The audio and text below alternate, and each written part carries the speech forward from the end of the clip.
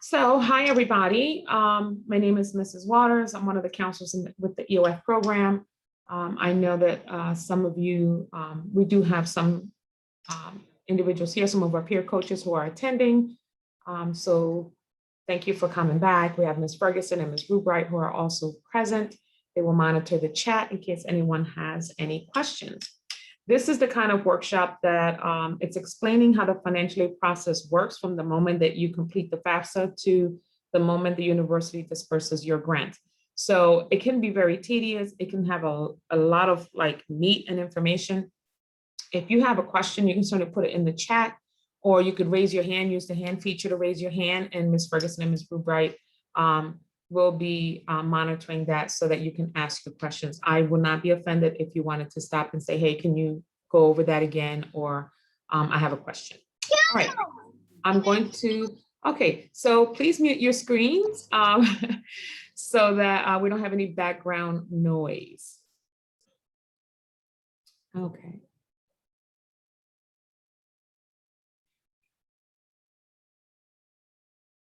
All right, so understanding my financial aid is the title to this workshop. Again, because we want students to understand how the financial aid process flows through the system. You don't know what you don't know, so we don't expect for you to know everything. And so we want to kind of give you an overview of how this financial aid process works. We can't answer any individual questions because that's something that you want to talk to your financial aid advisor about. So let's go forward. So how does the financial aid process get financially gets distributed? So as you can see here, if you look at the bottom of the screen, you'll see FAFSA. That is the free application for federal student assistance. That was that massive form that your counselors in high school said, you have to complete this form because this is how you're going to pay for college. That was the form. Might have happened like October of last year. This is also the form that asks you for everything but your firstborn. So you were asking your parents for tax transcripts. You were asking your parents for verification of this and verification of that, because it all needed to be on the FAFSA in order to report your household income. Once that FAFSA form is completed and submitted, it is housed at the Higher Education Student Assistance Authority, better known as HISA. So as you're receiving requests for documents from the state of New Jersey, federal government, it's coming from there. So they're asking you for information to verify that the information you provided on the FAFSA is correct. Or if something they need to, if you say you were not employed in 2019, they want to know what happened. So they're requesting documents. So a lot of times students will say, I have to call FAFSA because they're asking me for documents. You wouldn't be calling FAFSA. FAFSA is the form. You would be calling HISA because that's where the form is housed. They're the ones that also determine your eligibility for the grants, loans, and so forth. So you want to make sure that you have an understanding of who is trying to get documents from you. Once HISA takes a look at your FAFSA and decide what you're eligible for, they're going to send you what's called a SEN, a student eligibility notice. That's HISA saying, this is what you reported to us. Can you confirm? So if there are no corrections, you leave it alone. But let's say that you report, well, I made $10,000 last year, but you put in an extra zero, and on the FAFSA, it shows that you made $100,000. And you notice the SEN has that mistake. That's where you would correct it. Then HISA gets it again, and then they go back and review it again once you make corrections. Once all that is done, then you're going to get an award letter from HISA. They're going to say, this is what you're eligible for based on what you reported on the FAFSA. And then once you get that, you have an idea of what grants, loans you're going to get. Then that information is sent over to the university, the college or university where you plan to attend. In this case, is Rutgers. So that's where you're not getting the financial aid in your account, in your own personal account. It goes to the institution and they disperse it to pay for your tuition and fees. And so this is how the process works. From the moment you completed that FAFSA, you're now here where the awards have been distributed because you're in the EOF program. So you have gone through the process. However, keep in mind that HISA will ask you for documents to verify your eligibility, but so does Rutgers. So that's where some of you, as Ms. Ferguson mentioned earlier today, some of you, Rutgers may still be asking you for documents, and you must submit the documents, even if you sent them to HISA.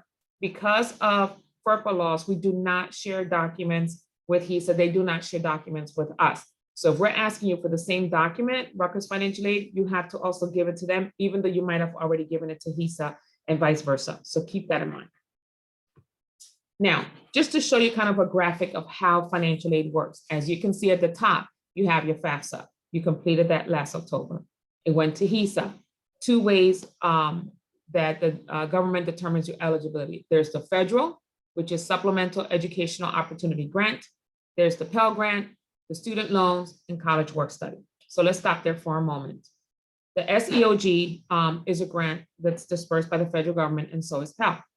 Student loans are also dispersed by the federal government. So a lot of times you may hear now on the news about President Biden, students are asking him to exercise loan forgiveness. This is what they're talking about. Your loans are governed by the president and Congress. So the president may say, hey, tell Congress, I want to forgive this amount of money for student loans. And then Congress will go in and vote on that.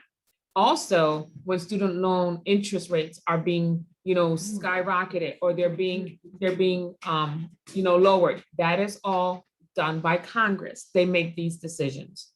Then there's also college work study.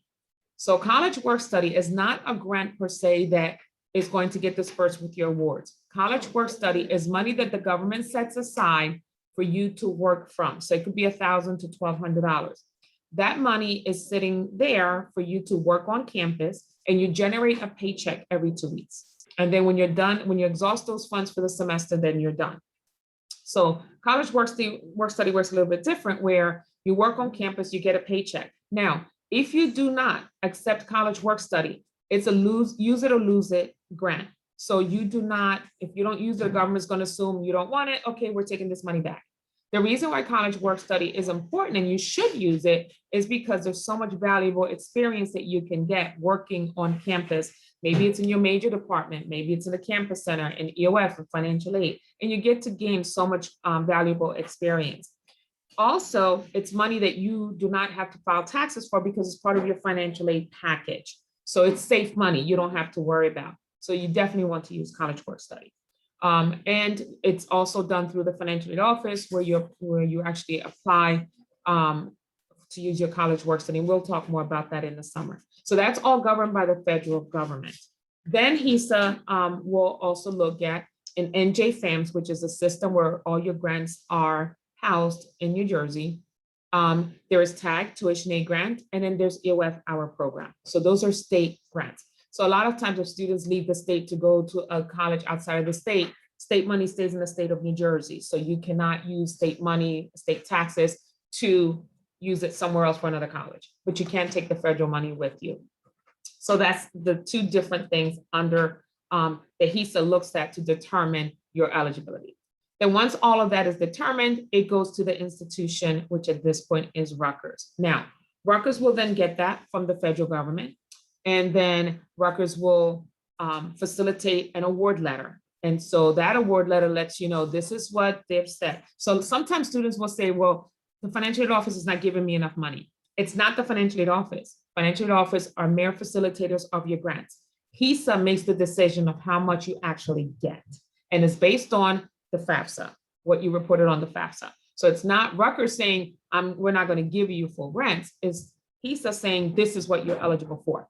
Now, if you have scholarships that you're getting from your high school, maybe your parents work in a place of employment where you can apply for scholarships.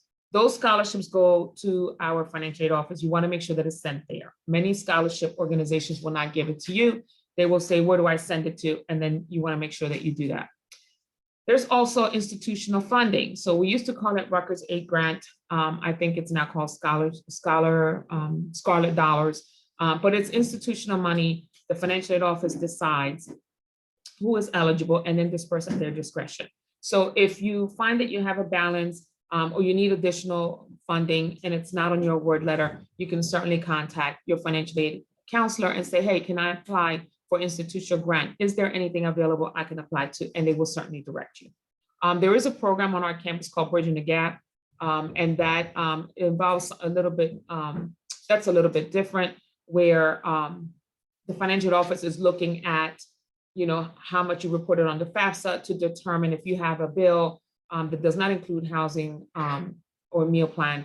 they will then say, okay, we can put in this amount of money to meet their bill. That's called bridging the gap. Again, if you have any questions about institutional grant money or any questions about bridging the gap, it's definitely our financial aid office that you want to speak to. And at the end of this presentation, I will provide you with the email to Ms. Lakeisha Valone-Cortez, who will advise you further.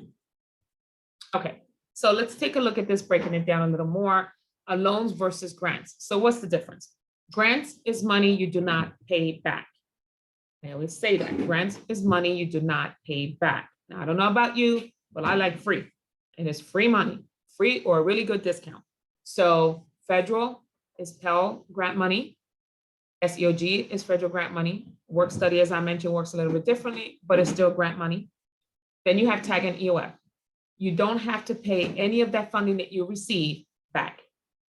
Then there's loans. So some students may find that based on what HISA decides, they may still have a balance on their bills and have to figure out how to pay for that. You can certainly think about with your parents, private or personal loans from a bank, from a credit union. Keep in mind though, that when you're doing private or personal loans, then you'll start getting the bill like the next month. So you don't want to use private or personal loans that you're going to be tied to having this monthly bill. If you are going to be in school full-time and not going to be working full-time, that may not be the best option. The Parent Plus loan. So sometimes when students have already exhausted their loans and still have a balance, then the financial office will mention to you about your parents filing for a Parent Plus loan. Financial office will walk you through that. So the only student loan that is that you will be considered for is the Stafford loan. There used to be a Perkins years ago. We don't have that anymore. Congress got rid of that. So right now we only have the Stafford. So the Stafford Federal Direct Loan, there's two ways that you can get that loan. It's subsidized and unsubsidized. Subsidized means that it doesn't gain any interest until 6 months after you stop attending school. That could mean 6 months after you graduate, 6 months after you get dismissed, if that happens, or 6 months after you stop attending if you decide to take time off. Let's say you go for the fall semester, you want to take off the spring semester, which means by the time you're coming back the following fall, it's been 6 months. You'll start getting a bill. So that's when the interest will start accruing. Unsubsidized means that as soon as you borrow the loan, it starts earning interest. So that's the difference between both. Now, I tell students you're either failing to plan or planning to fail. You must think about how you will plan your education, not just from going into a major, but also how you plan on paying for it. So challenges students face with grants. Students have the assumption that this is free money that never goes away. That is not true.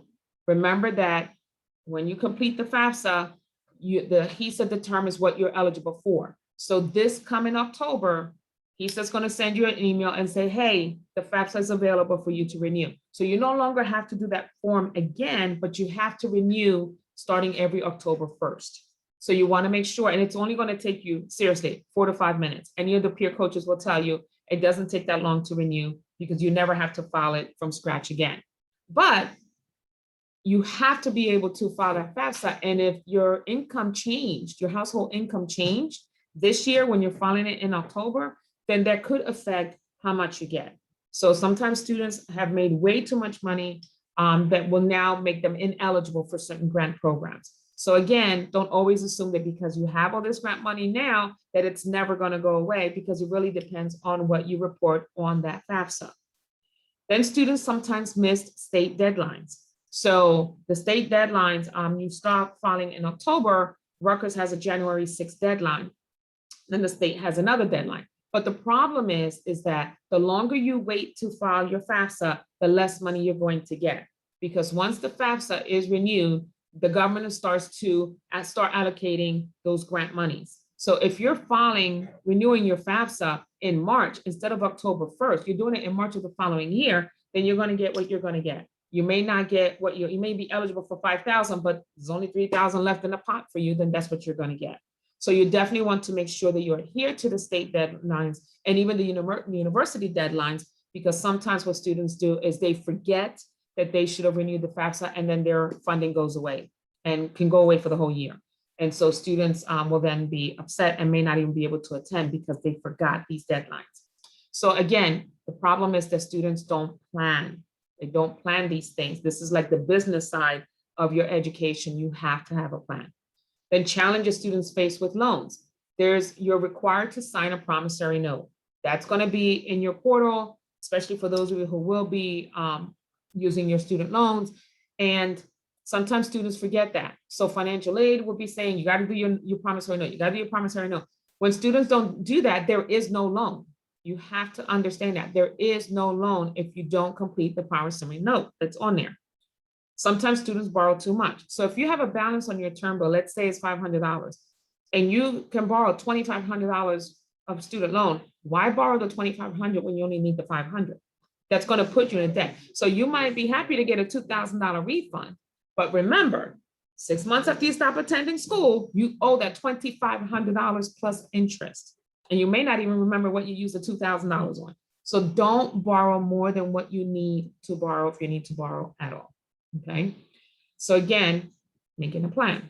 So sometimes students end up doing this because they don't have a budget in place. They don't take a look at their fees, they look at their bill, and then say, okay, maybe I have a balance, and maybe I can just make payment arrangements. That way I don't have to borrow, or how much do I borrow? So there's no budget in place, and you just keep taking. And then when you graduate from the institution and you have this huge loan debt, then you're going to be upset. So want to make sure that when you're borrowing, that you're borrowing responsibly and have a budget in place and have someone in the financial aid office along with your EOF counselor to talk this stuff out. So again, you want to plan ahead about these things.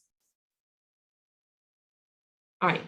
So some of you may be thinking about living on campus. Some of you have no choice but to live on campus because you live up north. And in order for you to attend classes, you're going to have to live on campus. You don't have a choice. You do have to borrow the loan amounts that are going to be offered to you.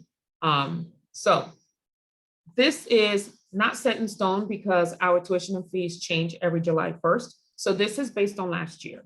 So tuition last year, you see the amount that was there, computer fee, school fee, campus fee, new student fee, health insurance. So if you don't have health insurance, then you will have to pay the insurance that is offered by the university. If you do have health insurance, the Wellness Center, there's a way for you to upload your information so they can then waive this fee. NJPIRG is a nonprofit organization that does really good work in the community, but that's an option. You don't have to pay the $11.20. You can just ask them to take that off your bill. And then for those who be taking courses that are online, there's a $100 fee for these courses. So again, it starts to add up. Now, freshmen usually go into the towers as their first year. We don't know what the housing situation will be right now. They may end up in the apartments. We don't know right now because the pandemic, so much has changed. But if you're going to be in the dorms, they will inform you anyway. And then there's the meal plan. Meal plan can start at $8.50 and then be as much as $21.25, so $2,125. But again, these are not set in stone because July 1st, the new fees will be posted. Now, those of you living at home, obviously, you see the big difference, and the big difference is the cost of housing and meal plan. So you won't have to pay for that. So again, if you're living up north or living too far where you cannot commute, you have to live on campus. But those of you that can commute may want to consider commuting so you're not dreading these huge student loans if you don't have to. So develop a plan of action. So some of the things you have to think about, we talked about financial aid, we talked about the cost of tuition and things like that, but something that is not going to be on your bill is the cost of books. So you have to factor that into your budget. Remember I said you have to plan, you have to create a budget. So outside of your tuition and fees, you have to create a budget for books. Now, some of our students use ebooks. You can find them like on Amazon and things like that. If you can go ahead and look at an ebook online and that's better for you, that's fine. They're much cheaper. But if you need to turn the pages like I do, I need to turn a page, I need to highlight, I need to put notes, then you may want to consider buying used books. It's also cheaper to rent books. So depending on what your budget looks like, you may decide which one is best for you. Our students have talked about these websites, cheapbooks.com, check.com, amazon.com, and slugbooks.com. So I just actually got my books for my class from check.com. And when I priced them at, like against Amazon, they were cheaper to rent from Check. So I went with that. You'll have to kind of move around and kind of check different websites to see where the books are cheaper. And if you decide you're going to do ebook renting, used, or buy a new book. So that's something you have to factor into the cost. Now, tuition at Rutgers, 12 credits, which is 4 classes, 15 credits, which is 5 classes, 18 credits, which are 6 classes. The cost is the same. The cost is the same. Now, some students decide they want to take 21 credits. Not that that's advisable, but some students who really want to graduate and have that one extra class end up doing that. Well, you're going to pay more tuition if you go over the 18 credits. So you have to also think about that. Not that we advise that, because what's the use of you taking 6 classes, even 5 classes, and you're going to get C's? You really have to think about what you can handle between 12, 15, and 18 credits. And again, you're paying the same tuition. You can't go under 12 because then you would be a full-time student and that affects your grants. So you don't want to do that. So again, thinking about the cost of tuition. And then of course, we just talked about whether you want to live at home or you want to, be on campus. Some students live off campus, which means they have their own apartments on their own. Remember, that's private housing, and that's on your own. And then students have to think about, as part of their plan, the work time. How much time are you going to spend working? As Ms. Ferguson and we've all have said to our students, working full-time is not advisable because it is almost impossible. And I've never had any of my students been successful in working 4 to 40, 50 hours a week and end up getting straight A's and B's in their classes. They always end up with some C's or low grades. And you really have to think about what is the purpose of you being in college. You really want to get the best grades possible, either to land that job that you really want to go into, or what about grad school? You have to have a good GPA to get into grad school. So you really have to think about, you need to work part-time, but what does that look like for you? Then of course, responsible borrowing. So in the fall semester, the EOF program will offer workshops, and where HISA personnel actually come and do workshops for us. We also have budgeting presentations for students. So you want to make sure that you attend these workshops when they're offered in the fall, so you have a better understanding of how all this works. Then also only borrow what your budget allows or what you need. Be very responsible with your budget, because once you accept that loan and you receive it, you can't then turn around and say, you know what, I don't want this much, I want to send it back. You now owe it, so you can't do that. Apply for additional institutional grants early. So as you know, I just mentioned that Rutgers does have institutional grant money. So if you're looking for grant money for the fall and you walk into the financial aid in September, chances are they have no funding left because they've already exhausted it. So you can't walk in late and say, hey, I need extra money, can I apply? You want to do it in a responsible time frame so that you will be considered, because you're going to have to fill out some kind of applications stating that you're requesting additional grants. Research and apply for scholarships. So 2 scholarships the students have told us about is scholarships.com and kpex.com. So again, you want to make sure that you follow through. So scholarships are not just going to fall on your lap. These are things that you have to go after. You want to make sure that you go in. Sometimes you just have to do one simple essay to get $500. There's your book money. So think about it that way. And then of course, other private scholarships, the NAACP has scholarships, Koja has scholarship, Aspira, the Gates Foundation, and there's so many out there. You also want to tap into and ask your parents if their jobs have, in their HR, have scholarships. You never know. Does your job have scholarships? And things like that. So you want to, keep checking. And scholarships, usually you have to reapply. Some of them may be for longer, but you have to reapply. But always, always, always look into scholarships, because that's how you get them. Okay, so if you have any questions concerning your financial aid, again, as I said, we can't go into individual discussions because everybody's different. It's based on what you reported on the FAFSA. So if you have questions about your financial aid, any documents, Ms. Lakeisha Vallone Cortez is the one who, the documents that you're sending actually go to her. So if you have any questions, definitely email her. If you haven't applied for housing and you plan on living on housing, campus housing, you definitely want to click on that link and you want to apply for housing immediately. Keep in mind though, housing is a contract. So if you decide I'm going to live on campus, fill out that form. If students are EOF students, you get that $200 application fee waived. But let's say you fill it out and then August you say, you know what, I don't want to live on campus, I'm not going. Well, to break the contract, you have to pay a fee.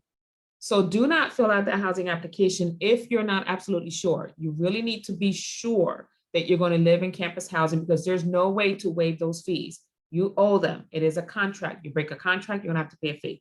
So make sure that you have made this decision with your parent or guardian so that you know what you're going to do. Any specific questions about this presentation, that is my email there. But any questions concerning the whole EOF process this summer, Summer Institute documents, schedules and things like that, it is Ms. Ferguson. As you may know by now, you've been hearing from her, Mr. Quiles, and that is her direct email there. And you should all have it, but she's been emailing you. So that is the presentation concerning financial aid, how it works, not specifically. Ms. Ferguson, Ms. Rubright, is there anything that I missed that we need to present? No, I don't think you missed anything, but I do want to share some questions that I got in the private chat that might be beneficial to some other students. So somebody asked when you have to accept work study by. I don't know if there is an actual date, but I believe it's before the start of the semester, I'm guessing, because you have to apply for specific jobs through the work study. And typically you do that at the beginning of the semester. And with that, Ms. Ferguson, mm-hmm. You want to make sure that even if you're not sure, file for it anyway. Because it's better for you to have work study and then say, you know what, I don't want it or I don't need it, mm-hmm. rather than come September, as Ms. Ferguson just said, you're like, I really want work study, and now it's gone. Yeah, you want to make sure that if you were offered work study that you accept it. So you can't, that was like the second part of the question is like, do I have to do it now? You do have to do it. You have to basically accept the work study now, because as Ms. Waters mentioned, it's kind of a first come, first served program. So there's only an allotted amount of dollars towards work study. So if you run out, you run out, and it goes to the next person. So if you say no, then they're going to be like, okay, well, maybe this person wants it, and they'll scoop it up. So highly recommend it. I think it's really important to take advantage of it, because if you're working like in the mall or a restaurant or something like that, we have had students tell us that sometimes they have a really hard time with their managers or people saying like, no, the schedule is like not going to work for me. You have to come in these shifts. But if you're working on campus, they have to be flexible to your schedule, because it's part of the work study program. So they can't schedule you during class hours. So that's really, really important. But I see Vishwa has her hand raised, so I want to give her some space to talk about it.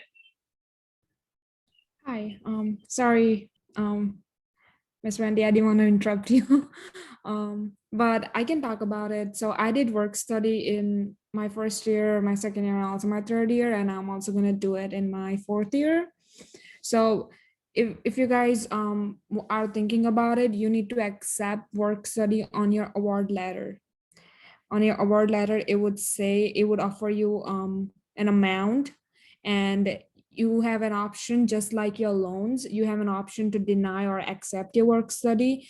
And even if you think later on in your semester that you won't be able to do work study in the semester because of your classes and everything, you still have that option not to do it. But anyways, just accept it just in case you want to work.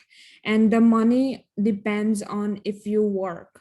So how much ever you work, that much amount of money you will get. It's not like you are going to get the full amount of money listed on your award letters. It depends on how much you work. And it's only 15 hours per week. That's all. Yeah, and as Visual said, and I think it was just in the chat, it's not a matter of holding your spot, because you can't hold a spot. You just have to apply, accept work study, apply, and then you're gonna, they work with you, the Career Center work with you to finding a spot on campus. And it really isn't, you get so much really good experience, right? Because when you decide to go to grad school, when you decide to do internships and things like that, you're gonna need letters of recommendation. And a lot of times, like, and I'm sure Ms. Ferguson can certainly talk about our students that work in our office, they work. and they learn valuable skills that are necessary. So, having work study is really an advantage. So Ms. Ferguson, can you talk about that? Somebody else asked to talk a little more about work study. Yeah, so besides the fact that it's flexible, is also the connections that you can make. So there's a lot of options of where you want to work on campus. So I'll say some of the popular ones is working in the library, working in the gym, working in the campus center. We've had a lot of students work in our office. And when you work in those spaces, the Career Center is another place that I know some students have made some valuable connections. You're working with staff, full-time staff that are in the office. So if you do it right, you can really utilize that. A lot of our student workers now use us as references for jobs, for graduate school, and can say like, hey, I worked with this person who holds this position at Rutgers University. And that holds a lot of weight when somebody can talk about a staff person in a higher position, like Miss Marcia, Dr. Marcia Basong, who's oversees our whole division. You have someone like her writing a recommendation on your behalf, that carries a lot of weight for things like grad school and jobs. So I really highly recommend it. Our campus is small, which makes it even better because it is easier to connect with people, but it's a great opportunity. So I definitely recommend you take advantage of it.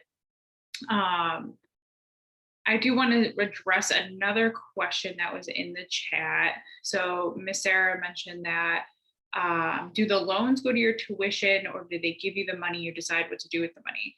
So just like anything, if you have a bill, whatever your loan, your grants, everything that you're getting is going to cover the bill first. So whatever's on there. So if you're living on campus, it's going to cover your housing, your meal plan, your tuition, your fees. And then if you have money left over, so say you took out a really large loan that was like exceeding what your bill was, then you will get that money back. It'll come as a refund. This is where it gets kind of dangerous, right? Because you can say, my bill's $4,000, but I'm going to take out a $6,000 loan. So then you're going to get like $2,000 back as a refund. So being careful about what you're taking the money out for. We do have students who say, they took out, like, for example, we're helping fund some students for summer this year, some of our continuing students, and some of them took out loans. And they said that partly why they took out loans was to cover their tuition, but also because they needed it for maybe to cover a book, to cover other things that are related to their education that they just don't have the money for out of their pocket. That's okay, but being careful about really limiting about what you're using it for. So if you're like, I need $500 for books and transportation, say you're going to take PACO every day to campus and your books are going to cost like $400, then you take out the $500 loan, that's it. It's very tempting to say like, well, let me just take out the full $2,000 because it's there and it's easier, but then you're going to have to pay that $2,000 back when you graduate. So you can have some control over what you do for it, but it does just go to your bill first. So anything that you get, EOF, your grants, everything will go to your bill first, and then everything else comes back as a refund, if that makes sense. I'm trying to see if there's other questions. I do know that some students talked about HISA a little bit. Make sure that you are checking those notifications from HISA. You guys have not started yet, so you should still, I know that some students receive things like that, their HISA got canceled for the year, but you should be able, you haven't started at Rutgers yet. Usually they don't cancel aid until later into the semester. So it might have notified you that you did not receive, that they haven't heard from you. So make sure to contact them, submit any documents that you might be owing. You won't receive any of your financial aid yet until September. So that's typically when it gets released. So you'll get your EOF then, you'll get like whatever grants that it's on your award letter. Those don't actually go to your account until classes start. So it's important to get any outstanding things done with HISA before then, because it just holds up your financial aid. Nothing gets released until you're clear in HISA. And you will know if you're not clear in HISA because we will tell you, because that's how the EOF grant is dispersed. So I can see in the system if you're not clear in what documents that you owe, but it should give you automatic emails that you're missing stuff. So that might be helpful as well. Siani, I see that you raised your hand. You can feel free to unmute yourself. So they're asking me for independent documents when I'm a dependent. So you'll definitely need to call them and see how and tell them that it must have been, I don't know how they got that, since it must have, they take it from your FAFSA. But you might want to try calling them and just saying like, I'm a dependent student. They might ask for something that shows you're a dependent student, but I would try calling them. Other questions? Try to see if there was anything else in the chat. I don't see anything. I would say just the financial aid part is very confusing, very overwhelming. You should talk to your counselor this summer to about your loans. If you're planning on commuting to campus, you're not going to live on campus. Maybe you live close, maybe you live in Camden or in surrounding areas. You probably don't need any loans, to be honest with you.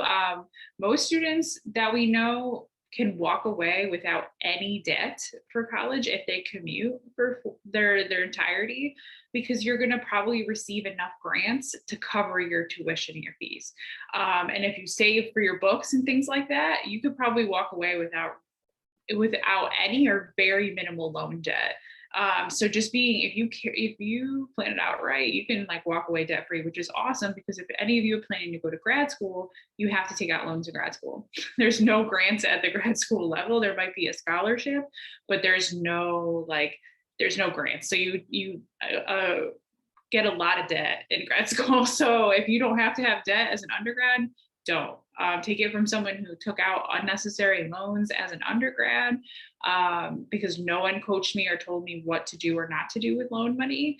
And I'm paying for that many, many years later, removed from undergrad. So just make sure to talk to your counselor about it this summer if you're not sure what you do or do not need.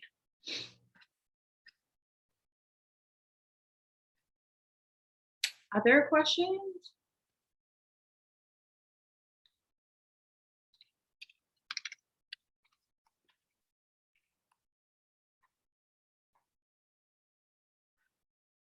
And yes, somebody asked if I'm referencing counselor, do I mean EOF counselor? Yes, you can talk to your EOF counselor about your loan stuff. They will help you over the summer. But you also, Ms. Waters talked about Ms. Lakeisha. She is here to help you this summer. She is your financial aid contact this summer. And then once you start in the semester in the fall, you'll have a new financial aid person. It's broken down by your last name.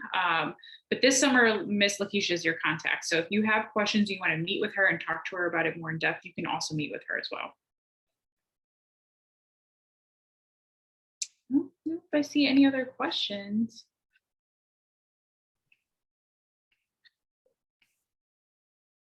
I think we're okay. Yeah. Well, thank you so much for joining us. Again, if you have any questions, you have our emails, especially Ms. Ferguson. Especially during the Summer Institute, you definitely want to connect with Ms. Ferguson.